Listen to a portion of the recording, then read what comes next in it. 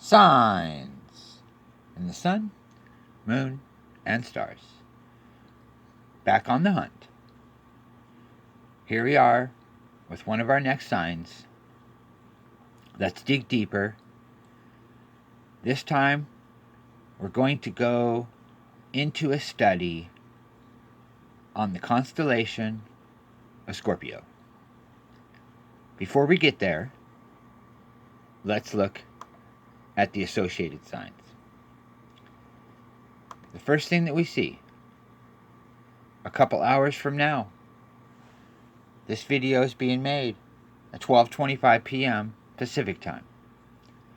At 12/17/2020, at 15:22 or 3:22 Pacific time, we see the moon in sacrifice position, aligned with meridian. Let's see what else we can find.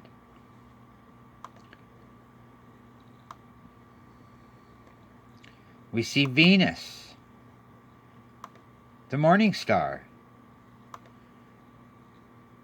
has entered the constellation of Scorpio and is about to go into harvest position. So let's see when Venus passes Acrab.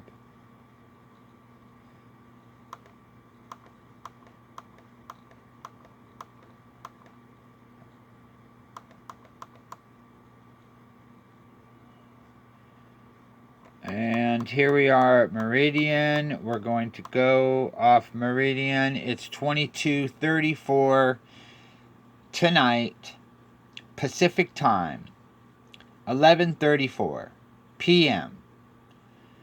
We see Venus aligning with Acrab.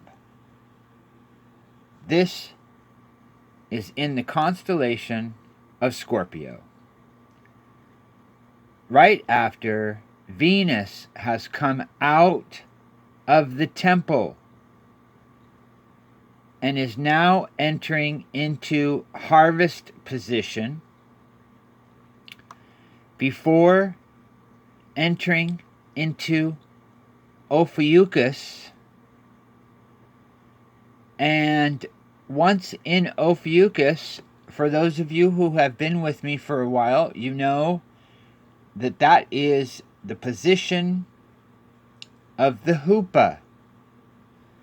And if we're looking in the constellations with the sun and the moon and the stars, we are looking at a harvest scene. This is the bright and morning star. And for those of you who have seen my past videos, associating Venus as a dual nature, this nature can be seen as Christ, and it can also be seen as the body of Christ. And Venus, as you know, from all of the ancient cultures, had a feminine aspect. And this feminine aspect can be seen as the bride of Christ. And so Venus can be a sign for the Messiah and also the bride of Messiah, going into harvest position. And we're going to look at the other associated signs.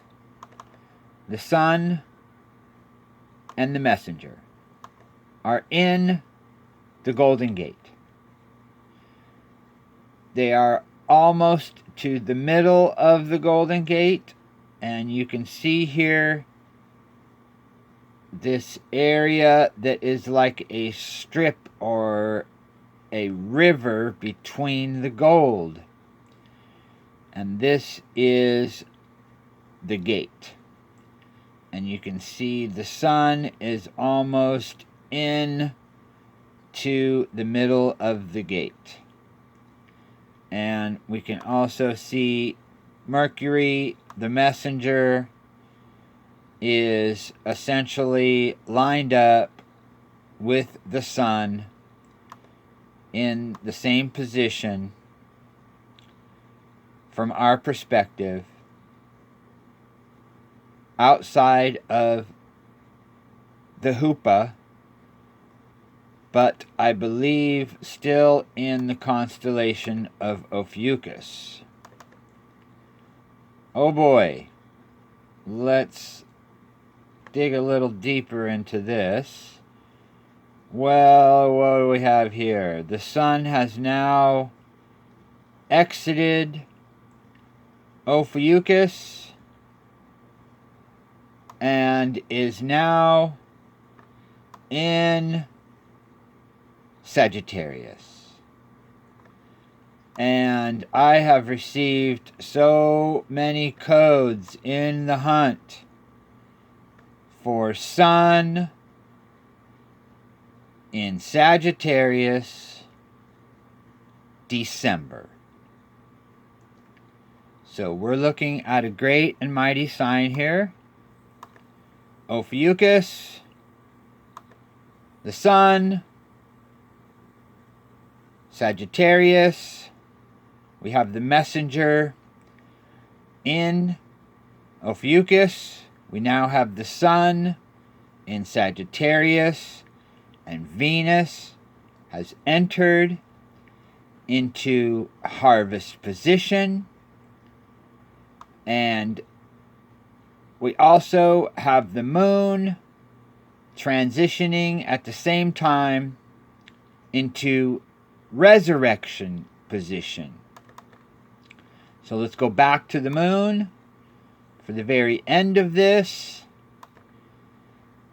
When it's in this, we call upper triangle or upper temple. This temple area can be seen from a Mazzaroth perspective as a temple.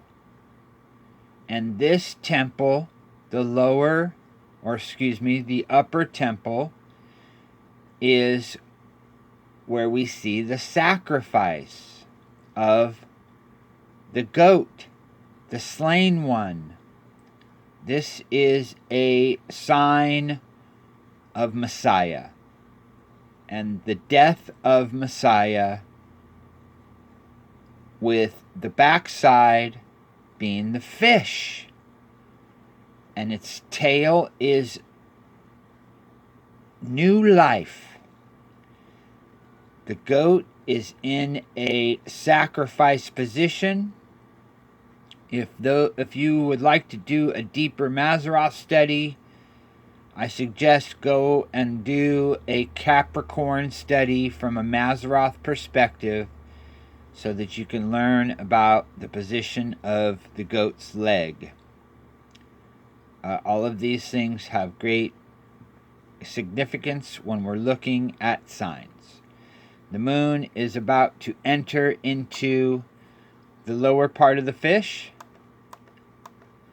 and we see that transition here after 3:30 on the 18th Pacific time. This is AM. Let's get meridian.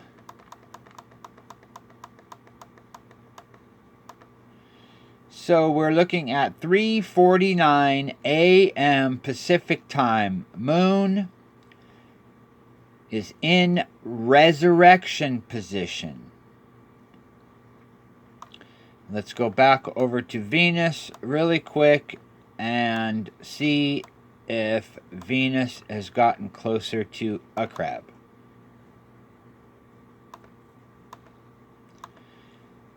And now we see that Venus has actually passed Acrab and is fully in harvest position.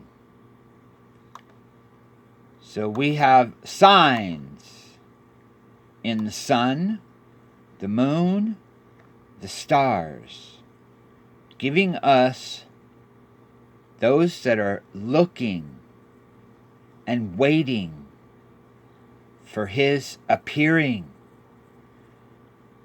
We have the signs. Hold on. Stand strong. We're almost there.